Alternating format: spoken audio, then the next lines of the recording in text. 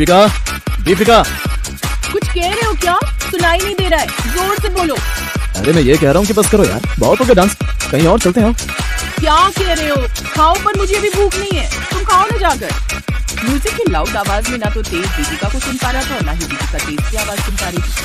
थक हार कर तेज ने दीपिका का हाथ पकड़ा और उसे क्लब से बाहर ले आया और फिर अरे मैं ये कह रहा था कि बस भी करो, और कितनी पार्टी करोगी दीपिका? कितना मजा आ रहा था, तुम भी आओ ना। नहीं मैं बोर हो गया, चलो ना कहीं और चलते हैं। कहीं और? ठीक है, जैसी आपकी मर्जी, जहाँ पना। फिर तेज ने अपनी बाइक स्टार्ट की और दीपिका उसके पीछे बैठी। थोड़ी देर ड्राइव करने के बाद वो दोनों समंदर किनारे पहुंच गए। रात का वक्त और वहाँ बहुत शांति। यहाँ कितना अच्छा लग रहा है ना, सब कुछ कितना शांत है, मन को सुकून मिल रहा है ना? क्या खाक सुकून मिल रहा है? ऐसा लग रहा है जैसे किसी की मैयत में आ गए। अरे दीपू, एक बार फील तो करके देखो ना, तुम देखना ऐसा लगेगा कि इस जहां में बस तुम और मैं ही हूँ। ओहो, कुछ फील नहीं हो रहा है मुझे, अजीब मनहूसियत सी लग रही है। बाहर में जाओ तुम और तुम्हारी शांति। ये कहकर दीपिका मुंह फुलाकर बैठ गई और तेज जोर जोर से हंसने लगा। असल में दीपिका और तेज क्लासमेट्स थे। दोनों पहले अच्छे दोस्त थे और फिर धीरे धीरे दोस्ती प्यार में बदल गई। हालांकि दीपिका और तेज का स्वभाव एक दूसरे से बहुत अलग था। दीपिका बहुत चंचल थी तो तेज बहुत ही शांत स्वभाव। कुछ देर समंदर किनारे बैठने के बाद वो दोनों वहाँ से वापस चल दिए और सुनो ना, कब तक हम ऐसे मिलते रहेंगे? तुम अपनी माँ से कब बात करोगे? अरे मैडम, 2-3 महीने की तो बात है, कॉलेज खत्म होते बस अच्छी नौकरी मिल जाए, फिर मैं अपनी माँ के साथ सीधा तुम्हारे घर पहुँच जाऊंगा। अब खुश? ये सुनकर दीपिका ने अपना सिर बाइक चला रहे तेज के कंधे पर रख दिया। कुछ महीनों के बाद बाकी तेज को एक अच्छी नौकरी मिल गई और उसने दीपिका से शादी भी कर ली। और फिर शुरू हुई असली कहानी। माँ, दीपिका थोड़ी चंचल स्वभाव की है, लेकिन लड़की बहुत अच्छी है।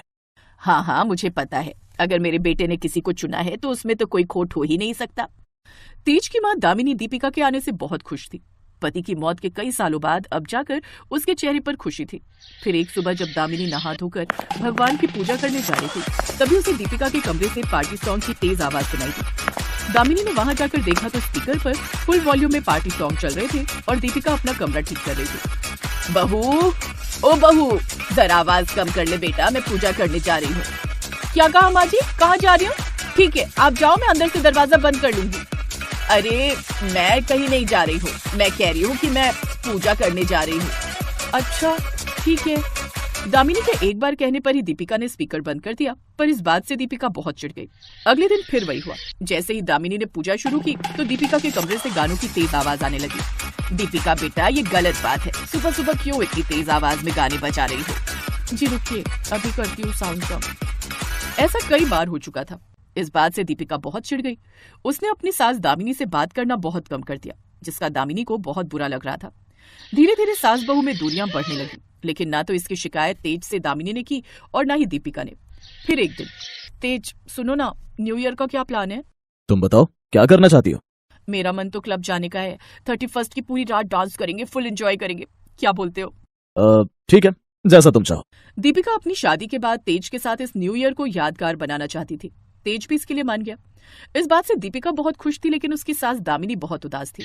फिर एक दिन दामिनी को अचानक बेचैनी सी होने लगी। वो डॉक्टर के पास गई और फिर शाम को। क्या हुआ माँ? दीपिका ने बताया कि आपकी तबीयत खराब हो गई थी, क्या कहा डॉक्टर ने? अरे कुछ नहीं, बीपी बढ़ गया था थोड़ा। बोला है स्ट्रेस ना लूं और तेज आवाज से दूर रहूं बस। माँ आप भी ना, आपको किस बात का स्ट्रेस है? आपको अपना ख्याल रखना चाहिए। दीपिका सुना ना तुमने, डॉक्टर ने क्या कहा, तो थोड़ा ख्याल रखना, ठीक है? तेज का इशारा दीपिका समझ गई थी, साथ ही चिढ़ भी गई थी। वो तुरंत अपने कमरे में गई और अपनी सहेली को फोन लगाया। हाँ हेलो सृष्टि, क्या हुआ दीपिका, तेरी सास तो ठीक है ना? अरे उन्हें क्या होना, एकदम भली चंगी है। हाँ, पर उन्होंने अपनी चाल बखूबी चल दी है। कह रही है कि डॉक्टर ने तेज आवाज सुनने को मना किया है। सरासर झूठ बात है। अच्छा, पर ऐसा क्यों करेंगी वो?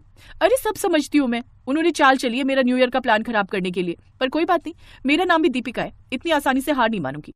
अब तो दीपिका अपनी सास से और ज्यादा चिढ़ने लगी। और फिर न्यू ईयर से बस एक हफ्ते पहले, सुनो ना, एक हफ्ता ही रह गया न्यू ईयर में, तुमने क्लब में बुकिंग तो कर ली ना? बाद में एंट्री नहीं मिलेगी फिर। Deepika I am so sorry, मैं तुम्हें बताने ही वाला था। 28 तारीख को मैं एक हफ्ते के लिए ऑफिस के काम से बाहर जा रहा हूँ, तो मैं तो यहाँ रहूंगा ही नहीं। ये क्या बात हुई यार, तुमने वादा किया था कि हम क्लब जाएंगे। हाँ, पर तुम मेरी मजबूरी भी समझो ना, और माँ की तबीयत भी तो खराब है, तो ठीक यही होगा कि तुम भी घर पर ही रहो। ये कहकर तेज वहां से चला गया, लेकिन दीपिका का पारा 7वें आसमान पर पहुंच गया। एक तो उसका पार्टी का प्लान कैंसिल हो गया था, ऊपर से अब उसे अपनी सास की तीमारदारी भी करनी थी। और फिर 31 के दिन जली भुनी बैठी दीपिका ने अपनी सारी सहेलियों को अपने घर बुला लिया और फिर तेज आवाज में पार्टी सॉन्ग बजने लगे। दीपिका अपनी सहेलियों के साथ जमकर डांस करने लगी। ऐसे 2 घंटे बीत गए। उधर तेज आवाज से दामिनी की तबीयत बिगड़ने लगी। वो किसी तरह दीपिका के पास जाकर गई। दीपिका बहू, रात के 3 बज रहे हैं, बस करो, अब और कितनी पार्टी करोगी? मम्मी जी आइए ना, हैप्पी न्यू ईयर। मम्मी जी आइए ना, हमारे साथ एंजॉय कीजिए। बहू, मुझे बहुत बेचैनी हो रही है। उफ, आपकी बेचैनी मैं अच्छे से जानती हूँ मम्मी जी, पर अब और नहीं, आज तो पार्टी ऑल नाइट होगी। दीपिका की बदतमीजी दामिनी के दिल पर गाज बनकर गिरी। अचानक उसे सीने में तेज दर्द हुआ और वो वहीं बेहोश होकर गिर पड़ी। दीपिका देख, तेरी सास को क्या हुआ? दामिनी को जमीन पर गिरा देखकर हर कोई सहम गया। दीपिका फौरन अपनी सास को लेकर अस्पताल पहुंची और फिर इन्हें हार्ट अटैक आया था। किस्मत अच्छी थी जो तुम इन्हें टाइम पर लेकर यहाँ गई, वरना मुश्किल था इन्हें बचा पाना। Thank you doctor, thank you so much. But एक बात बताओ, मैंने इनसे पहले कहा था कि तेज आवाज से दूर रहना और किसी तरह का स्ट्रेस मत देना, तो फिर ये सब तो होना ही नहीं चाहिए था। डॉक्टर की बात सुनकर दीपिका सदमे में चली गई। उसने बेड पर लेटी अपनी सास के पैर पकड़ लिए और रोने लगी। रो क्यों रही हो बहू, अभी मैं जिंदा हूँ, पर आपकी जान मेरी वजह से खतरे में पड़ी। मुझे माफ कर दीजिए माँ जी, मैं वादा करती हूँ मैं अब और पार्टी नहीं करूंगी, कभी नहीं करूंगी। उस दिन के बाद से वाकई दीपिका बदल गई। उसने अपनी सास की बहुत सेवा की। फिर कुछ दिनों के बाद, लो भाई अब सब ठीक है, तो इसी खुशी में पार्टी तो होनी चाहिए भाई, पर स्पीकर की आवाज थोड़ी कम रखना बहू। वो क्या है ना, अस्पताल के बेड पर लेटा नहीं जाता। आज फिर इन दोनों बहनों ने इतनी पी ली कि इन्हें चलने तक का भी होश नहीं। गलती मेरी ही है, बिन माँ की बच्चियों को प्यार देने की चाह में इतना सर चढ़ा लिया कि इनके सही बुरे पर ध्यान ही नहीं दे पाया। और आज नौबत यहाँ तक आ गई है कि ये दोनों पूरी तरह बिगड़ चुकी हैं। अपनी दोनों जवान बेटियों की हरकतों को देखते हुए धनराज सेठ उनके लिए लड़के तलाशने शुरू कर देता है। फिर कुछ दिनों में उनकी शादी अपने बराबर के घराने में कर देता है, जहां उनकी सास राजरानी हाथों में आरती की थाली लिए उनका स्वागत करती है, जिसे देख सुनैना और मलाइका अपने घूंघट को हटाते हुए कहती हैं, ओफो सासू मॉम, अब ये सब तामझाम बंद भी करो। हम ससुराल आई हैं, कोई सरहद पर जंग लड़ने नहीं आई है जो आप ये सब ड्रामे कर रही हैं। ये कहकर दोनों बहनें बिना कलश गिराए ही अपने कमरे में चली जाती हैं। उनका ऐसा व्यवहार देखकर राजरानी और उसके बेटे निखिल और रोहित हैरान रह जाते हैं। अगले दिन वो दोनों सुबह 10 बजे सोकर उठती हैं। फिर राजरानी उनसे कहती है, अरे ये क्या बहुओं, अभी तक तुम दोनों नहाई नहीं। आज तुम दोनों की पहली रसोई है जिसमें तुम्हें मीठा बनाना है। चलो जल्दी से नहा लो। लेकिन सासू मॉम, हमें तो कड़छी पकड़नी तक नहीं आती, हमें तो सिर्फ मीठा खाना आता है, बनाना नहीं।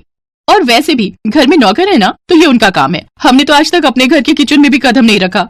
बेटा, घर में भले ही हर काम के लिए नौकर है, लेकिन घर का खाना तो घर की लक्ष्मियों को ही बनाना चाहिए। माँ बिल्कुल सही कह रही है, और वैसे भी शादी के बाद अपनी पहली रसोई में मीठा बनाना एक रस्म है जो हर बहू निभाती है। ओफो, मायके में हमारा बाप कम था जो अब यहाँ तुम दोनों भी लेक्चर देने लग गए। Live it.